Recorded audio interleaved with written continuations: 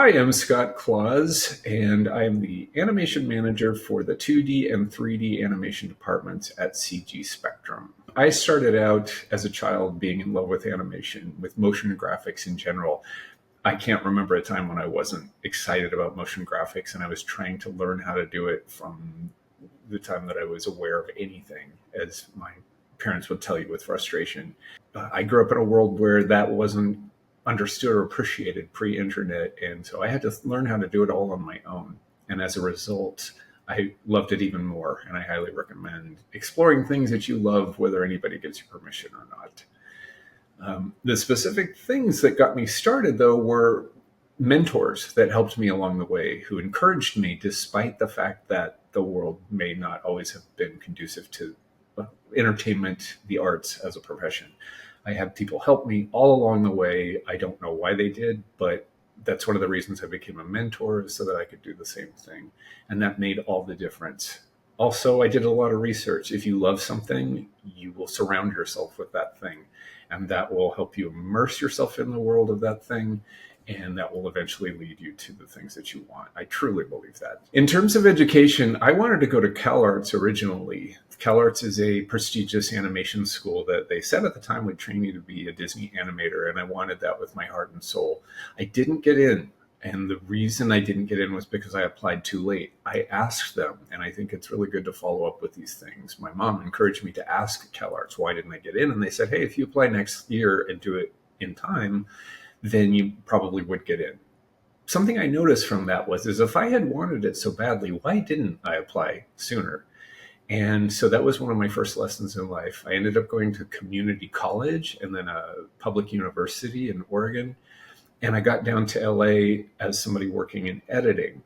And that's because I knew a friend of a friend of a friend who said he could help me get a job. But I ended up in animation anyway. And that taught me something about, if you really want something, there is no one path. You can take numerous different ways to get to where you want in life. The key is you really want it really badly, and you're willing to work and be proactive and network and deal with people and be a cool person. And then you will eventually end up where you were meant to be all along, wherever that is. And it surprises you sometimes. When I didn't get accepted into CalArts, I didn't know what to do. And my parents said to me, well, you have to get a job. And their idea of a job was very different than what I thought a job should be. And so I worked in jobs that weren't very pleasant. And while I was doing that, I started thinking about what I really wanted. And so the first thing I thought to do was get some classes in community college and get some credits out of the way. And then I thought I just needed time. I needed to buy some time to grow up and hang out with my friends some more at public university. But while I was there, I got very excited about both motion graphics and editing. And so when a friend of a friend of a friend talked to my family and said that he could probably get me a job in Los Angeles, where you needed to be if you wanted to be in the entertainment industry back then, I jumped at the opportunity. And so packed up my stuff and moved down to LA with some help from my parents, which I paid them back for later, and got started as a driver in LA. And that just means you're someone who's directly out of college or high school who transports things from one studio to the next. Nowadays, it's probably not as big a deal as it used to be because everything's digital. But I always say back when dinosaurs ruled the earth, when I was getting started, they would have physical elements that they would have to transport from one place to another. Film clips, sound clips, music, sometimes performers.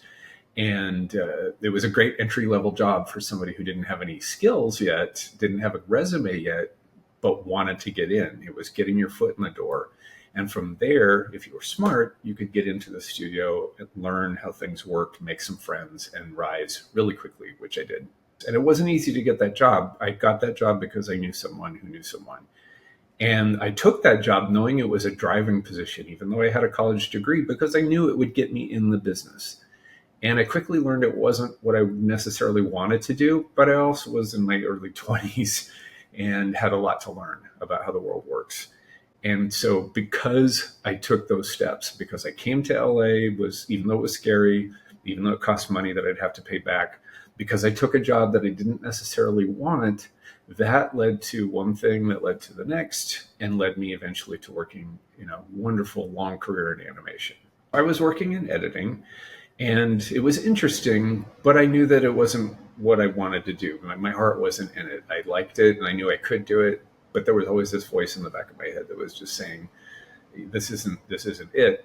And there was a person who I worked with who said, "Why aren't you an animator? You draw all day, and that's something you're interested in. Why don't you go do that?" And I said, "Well, why don't I do a lot of things like fly to the moon and become a major public figure or something?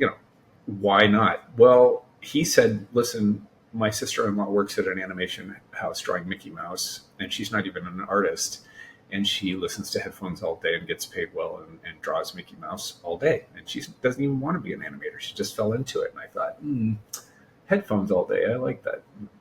But the thing is I was scared, and I didn't think it could be possible. I kind of had given up at that point, and this person pushed me into applying for a job at the studio, which I did not get.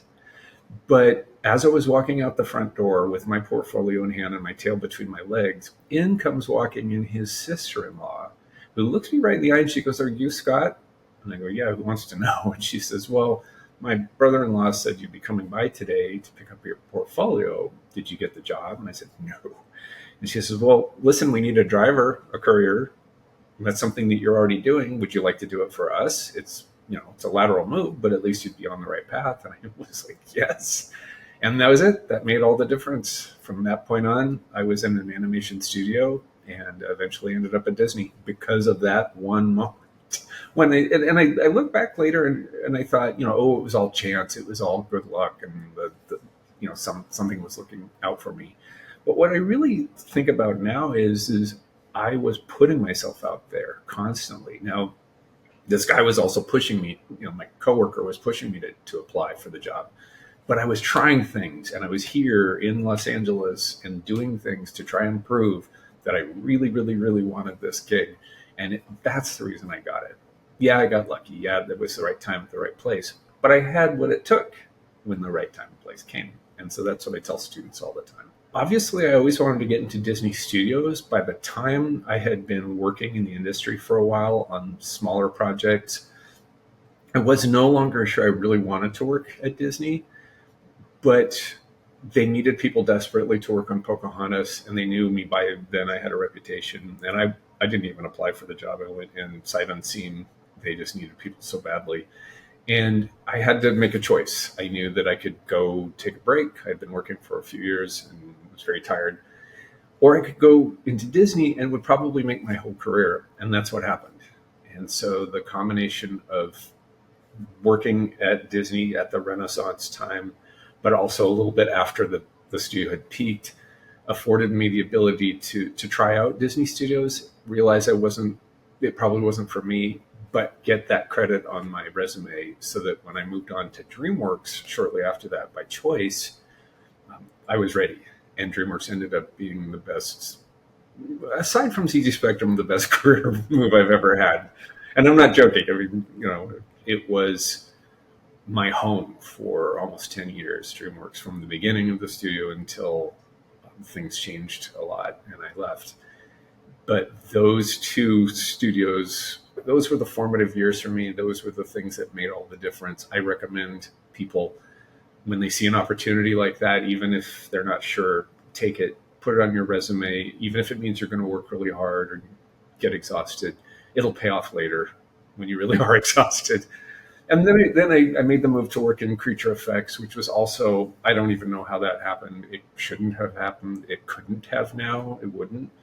But I somehow was able to transition into creature effects and had another 10 years of success doing that, almost 10 years. Richard Parker and Life of Pi, my swan song, that was the world's most expensive art film, according to Ang Lee.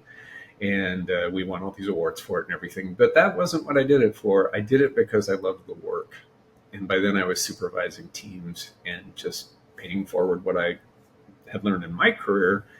And that was a wonderful, wonderful project. I'd still be working on it today if I could. That and Cabin in the Woods. Doing monsters, that was one of my goals after I left 2D animation and 3D character animation. I was like, okay, I want to do something edgy and cool. And I got my wish. I get to work on Cabin in the Woods and scratch that itch. They looked at me and they said, "You are so perfect for this. Where have you been hiding?" In 2D animation, my favorite film of all time was Road to El Dorado. I really liked the team that I was with, and I liked the character, and there was just something very secure about coming in every day and drawing this character that I'd gotten to know really well over and over and over. And the film was very different. We knew the film would be different. And so, yeah, El Dorado was definitely my favorite 2D animated project. A typical day would start with coming in and getting settled. The nice thing I found about the animation industry was is they knew that we were artists and they knew we needed time to kind of get into our the proper headspace. And so I really appreciated we didn't have like specific check-in times even. Some people would come in at noon and you'd come in, you'd kind of get adjusted, you'd look at the stuff you'd done the night before when you left, and I say night because we always worked into the night, and kind of get back into where you were. Usually what I'd do is I'd have left notes for my stuff the night before, things that you don't have to think about, and just hit them one by one, and then work for a couple of hours hitting those notes. And by then I'd be warmed up and ready to work on either a new scene or one of the other scenes on my desk, or if the director was going to sit you down and give you notes about something that was coming, and then look at dailies. And throughout the day, little meetings would break up just sitting and either drawing or working on the computer animating. You just go for an hour or two, always take breaks, always get up and take breaks, and then have a meeting here or there to communicate with your fellow employees about where the production's going. And then at the end of the day, I'd leave notes for myself about stuff I wanted to hit the next day, and then go home and come back the next day. When I think about advice that I would give to my students, I tell them that all you really need is to love what you do and do what you love. And the rest will kind of follow. Because if you love what you're doing, that means you're doing it all the time. And if you do love what you're doing, and if you want to get into the industry, you have to do this stuff all the time. When I was starting out, I read something that said to get into Disney animation, you really needed to love to draw. And they said you did draw all day and all night. And I thought, well, I mean, I kind of was doing that anyway. And then they just started paying me for it. It is a lot more complicated than that. But that really is the key to it. The people that survived in the industry who were willing to put up with the ups and downs of a career in the arts, the unpredictable nature of a career where it's job based, the people who stay, and I know a lot of people who have stayed the whole time in 2D animation, who started at Disney with me 30 whatever years ago, and they're still there and they're still working there because they love it and they can't imagine doing anything else, and they ignore other options. You have to pay your rent. You need to have a full life and get exercise and sunshine and have friends and family and hobbies and things. But if you really, really love what you're doing, you're always winning. You're always in the game. But I really do believe that that is the secret to success in any career in the arts, but specifically in motion picture, games, animation, television, motion graphics of any kind. You really love it and you can't imagine doing anything else. And it's just a natural fit. In terms of where the industry is evolving and going, there's never been a better time for motion graphics. And I say motion graphics rather than animation because it encompasses so much nowadays. Even new technologies, they're incorporating things that you need to know as an animator. And if you know those things, skills like the skills that you get taught in an animation school, if you know those things, it's going to keep you relevant no matter what the technology is. And they're always going to need creative people who know both the arts and technology. And so there has never been a better time, and I think it's just going to keep getting bigger. It's more and more technology and creativity merge.